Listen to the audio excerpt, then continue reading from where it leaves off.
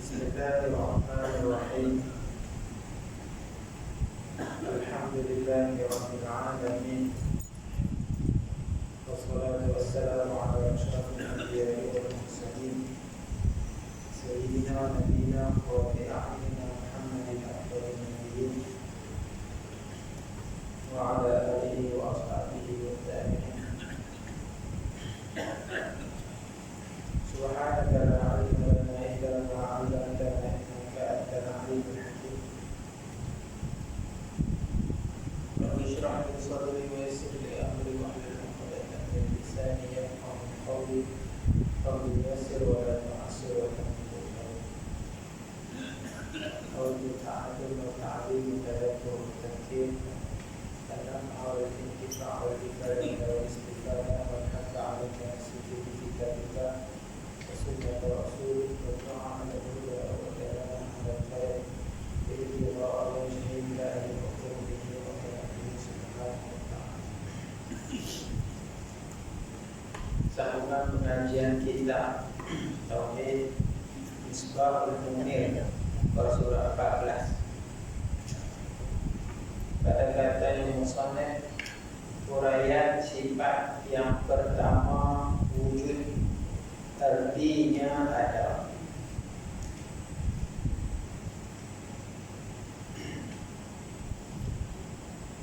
Kata musannaf rahimahullah ta'ala wa nafa'ana bihi wa bi'ulumihi fid dharain. Uraian sifat yang pertama wujud, artinya ada. Wajib pada syarak atas tiap-tiap mukallaf. Tiap-tiap mukallaf kita lah. Mukallaf ni orang yang diberati hukum syarak dipanggil mukallaf. Orang yang dah baligh, orang yang dah orang yang aqil, orang yang berakal, dan orang tu baligh maka jadi dah mukallaf. Bila nama mukallaf ni Allah beratkan kepada dia hukum-hukum syarak. Wajib, sunat, haram, semua kena pada mukallaf. Kalau dia tak nama mukallaf, dia tak kena lah hukum-hukum syarak ni. Contohnya kanak-kanak, dia berakal tapi dia belum cukup umur, tak balik. Dia tak berdosa lah kalau tak sembahyang, kalau tak kenal, tak berdosa lah. Ataupun dia dah balik tapi dia tak berakal, dia gila, gila pun tak wajib sembahyang, tak wajib ngaji. Tapi bila dia berakal, dia dah cukup umur, nama dia mukallaf. Bila mukallaf syarak berarti kepada dia beberapa hukum. Salah satunya apa? Kena apa? Mengetahui serta mengaku. Dua benda. Ketahui serta mengaku di dalam hati. Ini namanya iman. Kalau mengetahui sahaja tapi tak mengaku, tak nama iman. Dia kena mengetahui kemudian mengaku. Rukun iman ada 6. Kita tahu belakang dan kita kena mengaku semua. Itu nama beriman. Kalau tak mengaku, contohnya macam siapa? Macam puak musyrikin, macam puak munafikin di zaman Nabi. Dia kau kenal Nabi? Kenal. Dia kau kenal daripada kita lagi. Dia kau tahu Allah, dia kau tahu kitabullah, dia kau tahu Rasulullah, dia kau tahu laga, tapi tak mau mengaku dalam hati. Dia tak nak beriman. Kita kena kenal, kita kena tahu, dan juga dalam hati kita mengaku. Ini soal akidah. Mengaku apa? Akan tentu sungguh ada Allah Ta'ala, tak terima tiadanya. Allah ini sungguh ada dan tak terima tiada. Kalau orang tanya kepada kita, Allah ada tak? Kita kata ada. Allah boleh tak? Tak ada.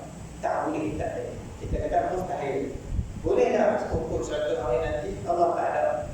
Boleh tak alam ini jadi dengan sendiri tanpa ada Allah, tanpa ada pencipta? Kita kata tak boleh, mustahil. Itu akidah kita. Akidah pertama yang perlu kita simpul di dalam hati, kena letak kemah-kemah dalam hati.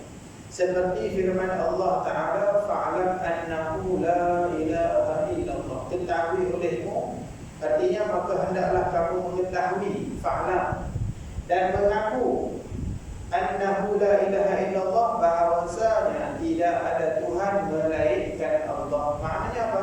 Yakni Allah Ta'ala jua yang ada. Tuhan satu je, Allah. Hak lain itu bukannya Tuhan. Ini dalil dipanggil apa? Dalil aqli. Dalil daripada Al-Quran dan hadis. Dia dalam bidang tauhid ni manhaj ataupun kita kata metodologi tentang cara menggunakan dalil di dalam tauhid ni, sebahagian ulama kata ada 3 pecahan bagi ahli sunnah wal jamaah. Yang namanya ahli sunnah wal jamaah ni dia ada 3 pecahan cara manhaj dalam bahagian akidah. Manhaj ataupun cara jalan. Yang pertama, yang menggunakan hanya Al-Quran dan hadis dan ijma'. Mereka ni ada satu golongan yang hanya menggunakan Al-Quran, hadis dan ijma'. Mereka tak menggunakan akliyah, tak. Mereka tak guna akal. Mereka hanya guna hadis, mereka guna Al-Quran. Mereka tak pakai akal. Kalau alam ni jadi begini, tentunya jadi begini. Dia tak guna macam itu dah. Mereka hanya guna mana dalil Al-Quran, mana dalil hadis, itu dipanggil mazhab ahlul hadis. Mazhab ahlul hadis ataupun athar. Diketuai oleh Imam Ahmad bin Hanbal. Sebahagian besar daripada mazhab Hanbali, bahagian akidah ini mereka berpegang dengan akidah cara begini, mazhab ahlul hadis. Cara yang kedua, metodologi yang kedua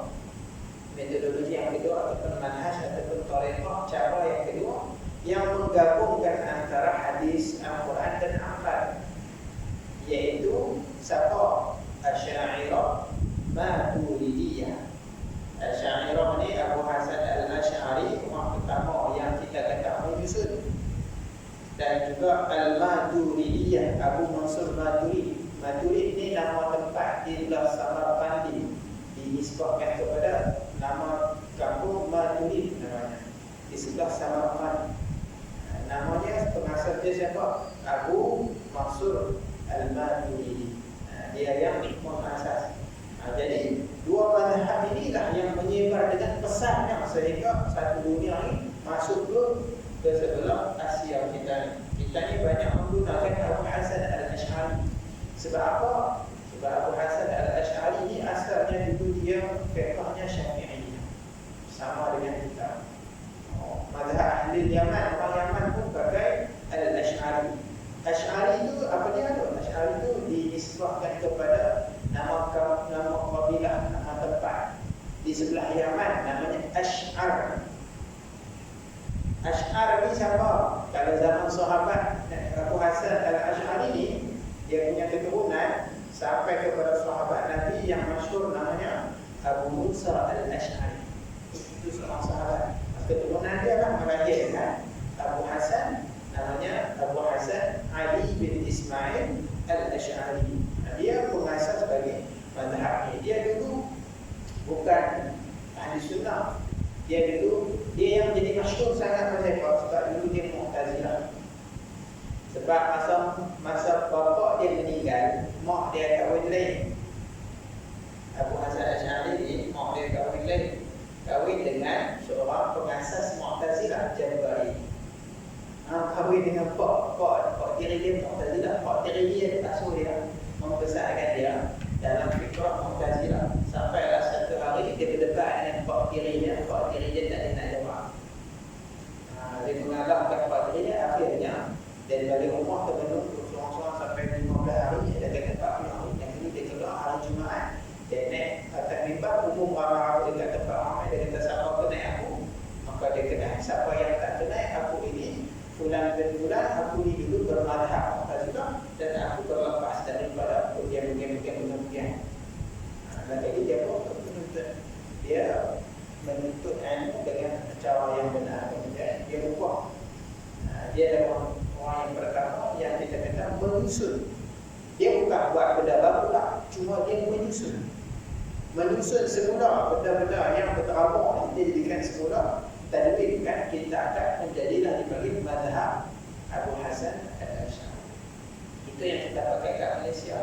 Yang kita ngaji sifat 20 ni, wujud, qiyam, baqa. Pasal apa kena ulang menghafal 20 sifat? Sebab kalau nak keluar Al-Quran, nak dilihat dalil dalam Al-Quran ni, sifat-sifat dalam Al-Quran dalam hadis ni terabung mata. Tak surah ni, tak surah ni, tak surah ni, macam mana nak susun? Diringkaskan, dihimpunkan jadi 20 sifat yang mudah untuk kita hafal. Wujud, tidak apa. Itu cara Abu Hasan Al-Asy'ari dan Abu Mansur Maturidi dan juga pengikut dia. Dalil-dalilnya menggunakan Al-Quran, hadis dan juga menggunakan tasawwur akli, menggunakan akal. Dia tak sama dengan mazhab muhaddisin, ahli hadis. Imam mazhab Hanafi dia hanya menggunakan hadis. Dan yang terakhir ada 3 cara saya sebut tadi, kan. Ada satu cara lagi, mazhab Syafi'i. Ini termasuk dalam ahli sunnah, tapi yang ni secara asasnya mazhab Syafi'i permulaannya adalah cara Abu Hasan dan Abu Mansur Maturidi. Tetapi apabila dia masuk lama di dalam perjalanan mereka ni, maka mereka dapat satu cara yang lain yang dipanggil ma'rifah secara zawqiyah, secara rasa, secara ilham. Mereka inilah mazhab dipanggil mazhab mutasawwifin, mutasawwif, orang yang tasawuf yang ada di jalan yang betul. Mereka ni ma'rifah dengan Allah secara zawq, dengan rasa. Tapi mula-mula mereka belajar ni dulu lah. Cuma bila mereka sampai satu tempat, satu ketika, mereka mengenal Allah ni dengan rasa. Macam mana tak tahu, kita bukan jalan apa, rasa ni dia tak ada dalam kitab. Benda rasa-rasa ni dia tak ada dalam kitab. Tapi tak kita kata apa, ada juga orang yang mengaku tasawuf, dia bukan tasawuf sesat. Itu kita tak masukkan. Jadi yang ahli sunnah yang 3 tadi. Ataupun sebahagian ulama kata yang namanya ahli sunnah wal jamaah Abu Hasan Al-Asy'ari dan Abu Mansur Maturidi, yang itu sahaja. Mazhab sesat banyak. Yang sesat ni sangat banyak. Akidah kita yang pertama kita kena tahu adalah Allah ni ada. Maka hendaklah kamu mengetahui dan mengaku bahawasanya tidak ada Tuhan melainkan Allah, yakni Allah Ta'ala jua yang ada. Maka ada itulah dikatakan sifat wujud. Wujud ni bahasa Arab, bahasa Melayunya kita kata ada. Tapi wujud ni dah jadi bahasa Melayu, kan. Asal wujud ni bahasa Arab, wujud. Tapi bahasa Melayu kita pun panggil wujud juga. Kewujudan kita kata. Wujud tu ada.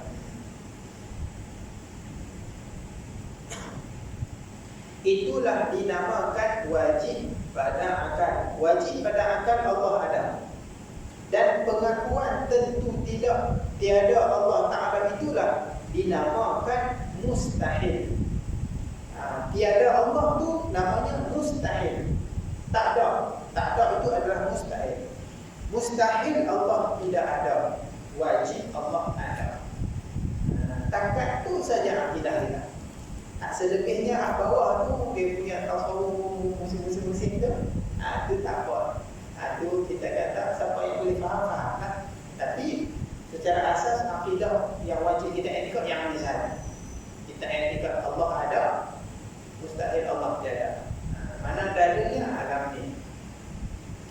Ada seorang Arab Badui, dia bawa masuk Islam. Dia pergi jumpa kaum dia. Kaum dia pun tanya, kenapa kau beriman dengan Allah? Kenapa kau beriman dengan Tuhan? Mana bukti kata ada Tuhan? Maka dia pun jawab dengan jawapan yang mudah-mudah. Dia tu Arab Badui, jadi orang ulu-ulu ni, kan. Dia kata apa? Ya qaum, wahai kaumku, al-athar tadullu 'ala al-masir, katanya. Athar ni apa? Bekas tapak kaki. Tadullu 'alal masir, menunjukkan ada yang berjalan. Betul tak?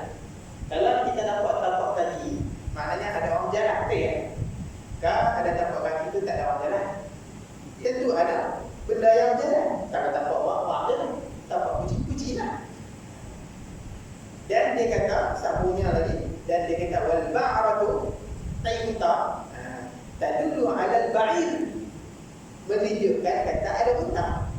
Kita keluar pagi-pagi tu ada tai lembu depan tu. Kita kata mesti ada lembu ni berak. Betul tak? Walaupun kita tak nampak lembu kan? Kita tak nampak lembu. Tapi kita kata ada lembu sebab ada tai.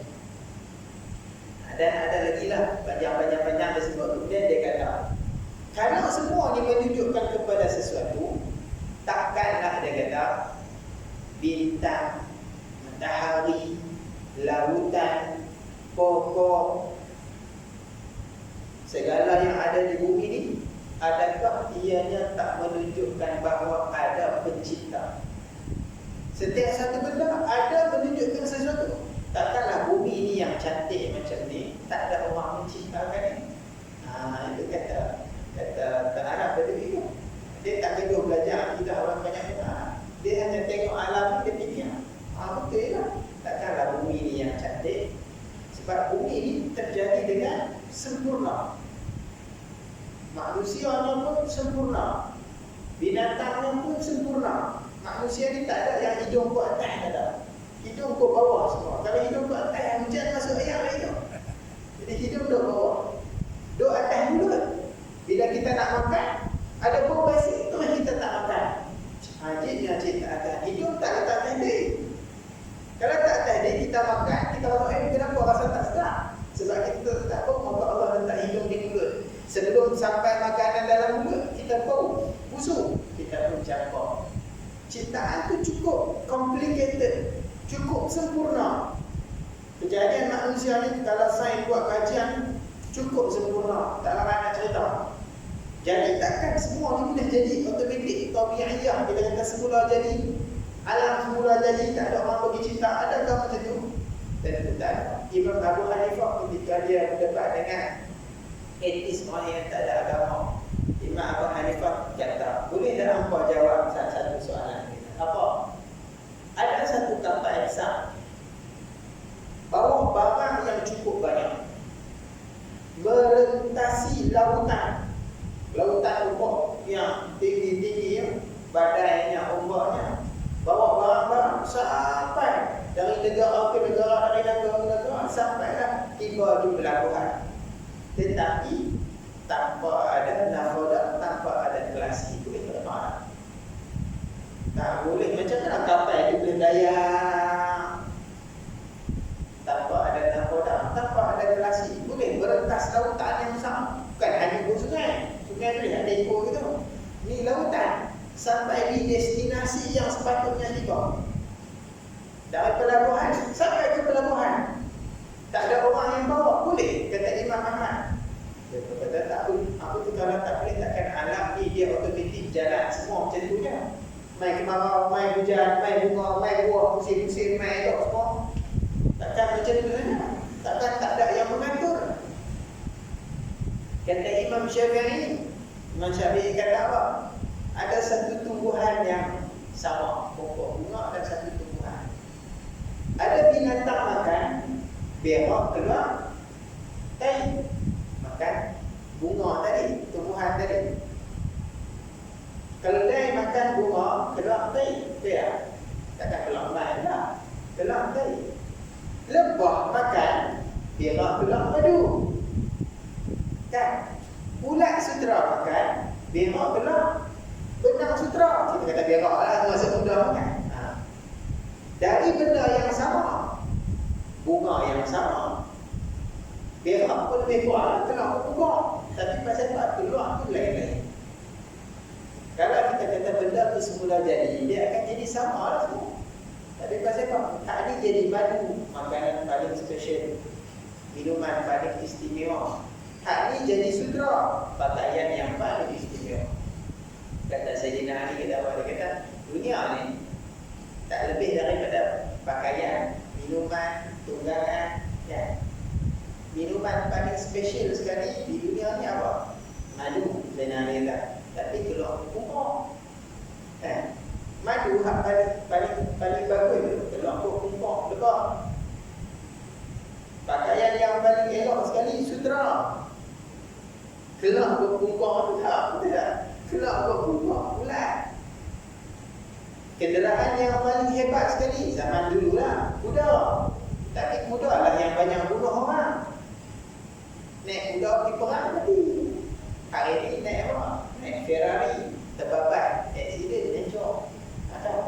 Benda yang paling hebat dunia tak ada istimewanya. Sebab Sebab kalau istimewa pun dah kali mati. Paling special pun keluar kumpul. Jadi apa yang special kata Sayyidina Ali? Manusia yang merasa hebat tu, manusia yang merasa hebat tu keluar ke mana? Pak kita kencing kita dulu kan? Pak kita kencing kita, keluarlah kita. Keluar, tak keluar ke mulut, keluar ke kencing. Saluran kencing, dia kencing bahasa orang tua dah kencing. Air mandi tu keluar ke saluran kencing. Pak kita kencing masuk dalam perut mak. Duduk dalam perut mak makan apa? Makan darah haid mak. Setiap bulan yang dia duduk buang tu. Itulah makanan jenis, makan darah. Dracula. Dulu duduk dalam perut, duduk makan darah haid. Sampai mak tu tak keluar haid 9 bulan. Dah keluar, bawa tai dalam perut. Tai tak? Di mana-mana, masuk masjid pun ada tai dalam perut. Musuhlah tai tu di mana-mana. Itu manusia. Bila mati jadi apa? Jadi bulat busuk ni. Kalau tak mati busuk. Itulah manusia. Ini ada manusia ni. Bukan ada spesial kata Sayyidina Ali. Apa yang nak sekolah kan? Apa yang nak bakar ni? Jadi pada bagi cerita saya tadi. Jadi semua ni tentu ada pencipta. Takkanlah jadi semula jadi daripada yang mani tu tiba-tiba jadi orang besar dalam dunia. Takkan boleh otomatik benda tu macam tu. Tak ada yang itu mustahil. Kita kalau benda berseni ni tentu ada orang yang membuat. Kalau tak ada orang yang buat, dia tak akan jadi seni. Contohnya apa? Ayam sungai kan, dalam musim banjir, dia kalau hanyut dia bawa macam-macam. Dia bawa kayu, dia bawa macam-macam. Lembu pun dia bawa, ada lembu banyak kan. Jadi bawa kayu, bawa pokok. Dia bawa banyak-banyak sampai satu tempat dia bawa. Dia jadi rumah tak? Dia tak jadi rumah, dia jadi rebah ya. Pakat belunggu kat situ. Jadi rebah. Dia takkan jadi rumah yang cantik. Rumah yang cantik ni dia jadi dengan apa? Tukang ambil kayu, dia belah, dia potong, dia paku, dia susun, jadi rumah cantik. Kalau sungai yang bawa hanyut dengan secara tabiat yang kita kata, semula jadi dia ikut alam semesta ni. Ada ikut saja, adakah lama-lama kayu-kayu kita susun sampai jadi rumah baru sendiri? Tak akan jadi, sebab tak ada yang buat. Tapi bila ada yang mencipta, dia akan jadi sempurna. Macam itulah alam ni. Alam cukup sempurna, sangat-sangat sempurna. Mustahil kita kata boleh jadi dengan sendiri tanpa ada pencipta. Takkan itu saja akidah kita. Nah, itu saja yang wajib kita iktikad untuk sifat wujud. Kemudian dia kata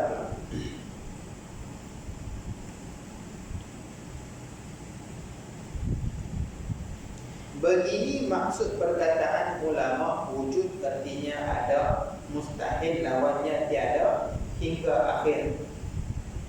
Dan dalil atau tanda-tanda kata Allah Ta'ala itu ada, sungguh ianya tak tiada, ialah kita fikir dan perhati dan tilik kepada makhluk-makhluk ini. Dia kata nak tahu dalil dia, tengok makhluk lah. Kerana makhluk ini baru adanya. Makhluk ni baru. Macam mana kita tahu kita makhluk ni baru ada? Dengan mata kita lah kita tengok. Kita pun sendiri dulu tak ada, kemudian kita ada. Maknanya kita ni baru ada. Maksud baru ada ni apa? Maksud baru ada ni dulu tak ada, lepas itu ada. Itulah namanya baru ada. Kita ni semua namanya benda baharu ataupun benda baru. Bukan baru maksud ni nak. Benda baharu ni maknanya dulu dulu benda tu tak ada, kemudian ada. Itu namanya benda baharu. Jadi tentulah didahulukan tiada. Kalau benda baharu ni maknanya dulu tak ada. Kita dulu tak ada. Mak kita dulu. Mak kita pun sebelum tu tak ada. Tok kita dulu. Tok kita pun dulu tak ada. Dan naik-naik sampai atas lain kali siapa? Nabi Adam AS. Nabi Adam pun sebelumnya tak ada juga. Jadi semuanya didahulukan oleh tiada. Kalau begitu nyatalah bahawa makhluk ini mungkin namanya, dan mungkin itu barang yang terima ada dan terima tiada dengan bersamaan berat keduanya. Ini dia nak masuk ilmu mantik sikit ni. Jadi ini kita pelan-pelan. Hal ni kalau siapa tak nak faham pun tak apa. Yang penting akidah dia Allah ada, tak boleh terima tiada. Jadi dalam istilah ilmu tauhid ni, benda yang baru muncul, benda baru ni namanya mungkin. Benda kita ni namanya mungkin. Alam ni nama mungkin. Syurga neraka nama mungkin. Dunia ni nama mungkin. Mungkin ni apa? Bahasa Melayu kita kata mungkin. Mungkin ni boleh jadi. Jadi dunia ni apa? Boleh jadi ada, boleh jadi tak ada. Sebab itu dinamakan mungkin. Mungkin ni bahasa Arab. Mungkin satu, kalau banyak dipanggil mungkinat. Benda yang mungkin, maksudnya benda yang terima ada, terima tak ada. Kita boleh ada, boleh tak ada, nama mungkin. Dunia ni boleh ada, boleh tak ada, nama mungkin. Langit ni boleh ada, boleh tak ada, namanya mungkin. Baik. Bila benda tu boleh ada, boleh tak ada. Jadi dia ada dua benda lah kan? Boleh ada, boleh tak ada. Jadi benda yang boleh ada dan boleh tak ada ni, dia sama. Maksud sama, dan benda tu dua-dua boleh. Bukannya berat belah ada, bukannya berat belah tak ada. Tapi sekarang kita ni berat belah ada lah. Tidak, kita ada maknanya berat belah ada, ringan belah tak ada. Tapi dulu berat belah tak ada. Sebab dulu kita tak ada. Tapi secara asasnya mungkin sama saja ada atau tak ada. Boleh ada dan boleh tak ada, sama berat. Begitu. Bahkan berat sebelah tiada. Bahkan dia kata beratnya sebelah tiada kerana asal tiada dan ringan sebelah ada. Asal mungkinan ni dulu tak ada, maka dia berat dah tak ada. Dulu kita tak ada kan, maka berat dah tak ada lah. Ada ni belum lagi. Kemudian kita lahir, maka berat dah ada, ringan belah tak ada. Tapi asasnya boleh dua-dua. Berat dah benda boleh. Jadi dia sama berat kan. Ni 60 kilo, ni 60 kilo. Itu berat. Cuma bila ada yang meletakkan berat belah ada, maka dia ada. Bila berat belah tak ada, dia tak ada. Macam tu. Apa yang nak sampaikan ni? Nanti dulu, tak habis.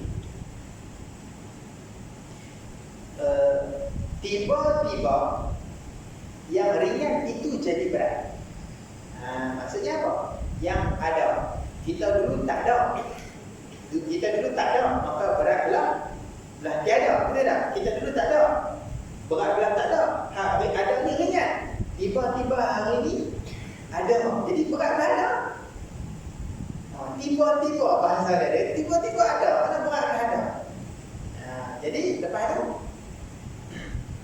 mana dia? Maka tentulah tak terima pada akal kita nak jadi berat sebelah ada yang ringan itu dengan sendirinya.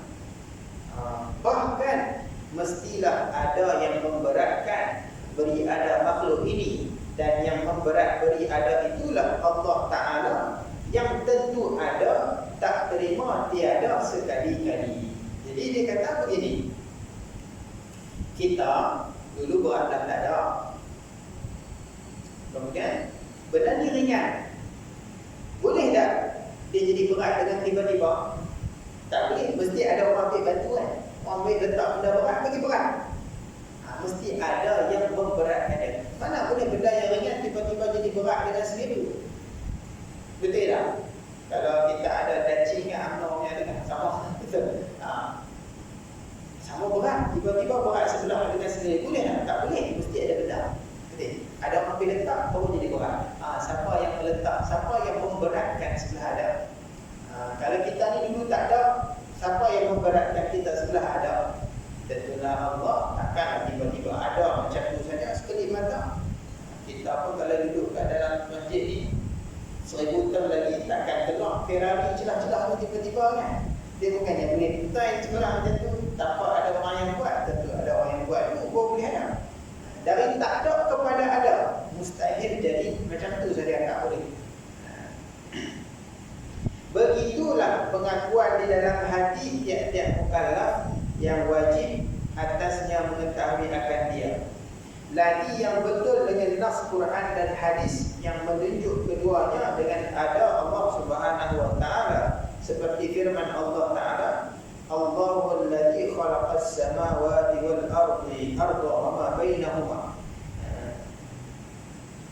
Al-ayah katanya, Iqra al-ayah. Artinya bermula Allah taala lah yang menjadi ia akan beberapa langit dan bumi dan barang yang di antara keduanya. Ada langit, ada bumi dan segalanya. Siapa yang bagi jadi? Al-Quran kata Allah. Itu dalil dalam Al-Quran. Dalil secara aklinya, fikiran kita fikir Arabi yang ini takkan boleh ada dengan sendiri kalau tak ada pencipta.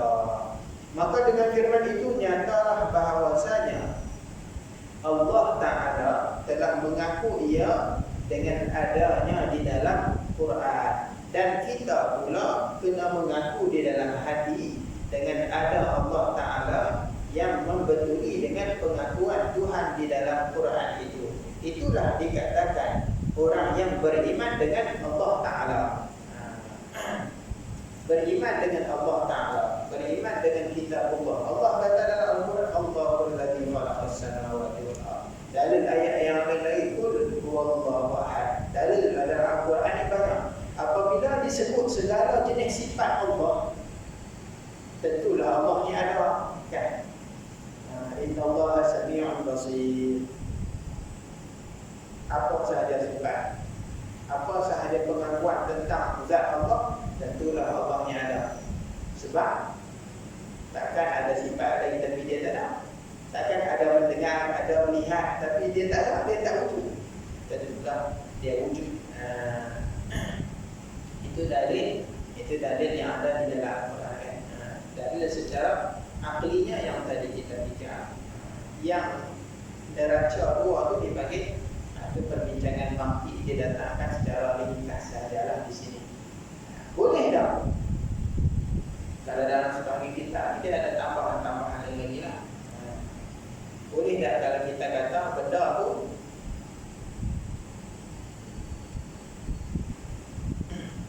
benda tu sama berat, ada dengan tiada tu sama berat. Dalam masa yang sama dia berat sebelah ada, tanpa ada yang memberatkan dia. Boleh? Tak boleh. Tentu ada yang memberatkan dia kan? Kita ni macam mana kita tahu? Kita tahu bumi ni baharu. Macam mana kita tahu bumi ni baharu? Diri kita tahulah. Diri kita tahulah kita ni baharu. Mak kita tahulah baharu. Tok kita tahulah baharu. Bumi kita lahir ni dah ada berapa lama dah. Kalau sebahagian apa falsafah dulu ada maktin yang dulu yang berinya dia kata dunia ni qadim. Dunia ni tak ada mula, dia kata. Sebab dah lama dah punya bumi ni dah ada. Jadi macam mana kita tahu bahawa bumi ni dulu pun tak ada? Kata ulama, dia kata bumi ni baharu kerana sifatnya pun baharu. Apa sifat yang baharu? Sifat yang boleh berubah-ubah. Kita tengok sahaja pada daun, kita tengok sahaja pada pokok. Pokok memang baru, dulu tak ada, kita tanamkan, lepas tu tumbuh. Kita tengok sifat dia. Sifat dia apa?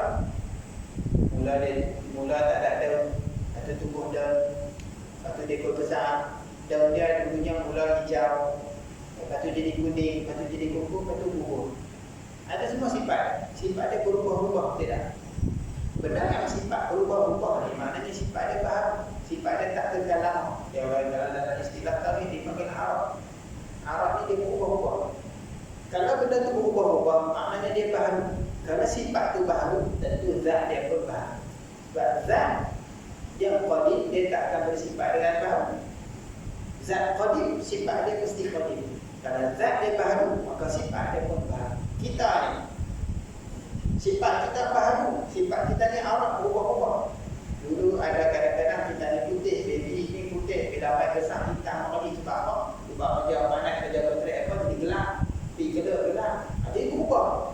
Itu menunjukkan bahawa diri kita pun jenis berubah-ubah. Daripada ada kepada tak ada, daripada tak ada kepada ada. Sebab apa? Sifat kita pun berubah. Sifat Allah tak berubah. Sebab zat Allah qadim, maka sifatnya pun qadim. Dia tak berubah. Dunia ni, bumi ni, semua sifat dia berubah-ubah. Itu menunjukkan kata dia ni pun jenis berubah. Dari dulunya dia tak ada, kemudian dia ada. Itu kata ulama. Itu secara kita kata inilah. Kemudian ada lagi perbahasan lain pada sifat wujud ni. Sifat wujud ini juga kalau orang ahli semua yang fardu kifayah belaka ni, kalau siapa tak mati pun tak apa lah. Sifat wujud ini kata ulama termasuk dalam sifat nafsiyah. Sifat nafsiyah. Cuma di sini dia tak sebut lagi lah. Mungkin di belakang dia akan sebut pecahan-pecahan sifat. Dia akan beritahu apa itu sifat nafsiyah. Sifat nafsiyah ni ada satu pada wujud. Setelah itu salbiyah, ada 5 sifat.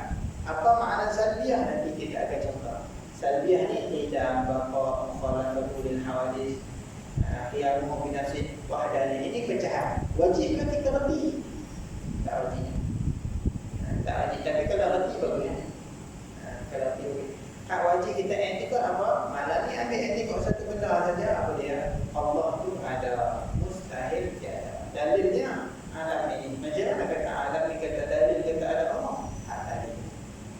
Takkan alam ini wujud dengan sendirinya. Habis. Kemudian sifat yang kedua. Sifat kedua bagaimana? 1 minit ni. 1 minit ni mana? Ada soalan? Ada soalan? Kalau orang yang pernah mengaji kitab-kitab ni, dia akan pernah dengar lah sifat nafsiyah. Dia ada banyak lagi perbahasan. Semuanya lebih kepada fardu kifayah. Contohnya, adakah wujud itu ain mawujud kan? Kalau pernah ngaji mungkin dia pernah dengar. Adakah wujud itu ain mawujud ataupun wujud itu bukan ain mawujud? Wujud dan mawujud itu sama ke tidak? Itu maksudnya. Wujud dan mawujud. Mawujud ni bahasa Arab diri kita lah. Diri kita ni benda. Benda yang wujud kita panggil mawujud. Ini benda yang mawujud. La mawujud illa Allah. Tidak ada yang mawujud itu melainkan Allah. Itu kan dalam zikir kan. Mawujud ni benda. Wujud itu sifat. Jadi Imam Abu Hatim Al-Asy'ari pernah satu nas di dalam kitab dia menyebut wujud itu ainul mawujud. Wujud itu adalah mawujud. Benda yang sama.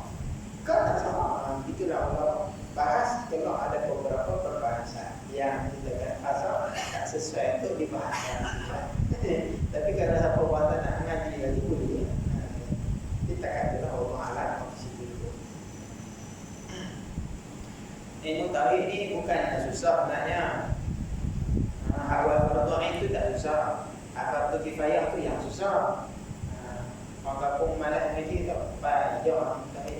Payah tu apa? Level-level kita kata fardu kifayah yang payah. Dan apa pun fardu kifayah. Mestilah payah. Fardu ain ni mudah aja. Sikit-sikit saja. Allah. Alhamdulillah Bismillahirrahmanirrahim. Wassalatu wassalamu ala Rasulillah wa ala alihi wasallam. Allahumma a'inna ma jahilna wa'fa'na bima 'allamtana waj'alna minal mukhlisin waj'alna minal mukhlisin waj'alna minal mukhlisin. Sallallahu ala sayyidina Muhammadin wa ala alihi wasallam. Bulan puasa pula kan tak ada kan. Jadi tak kaya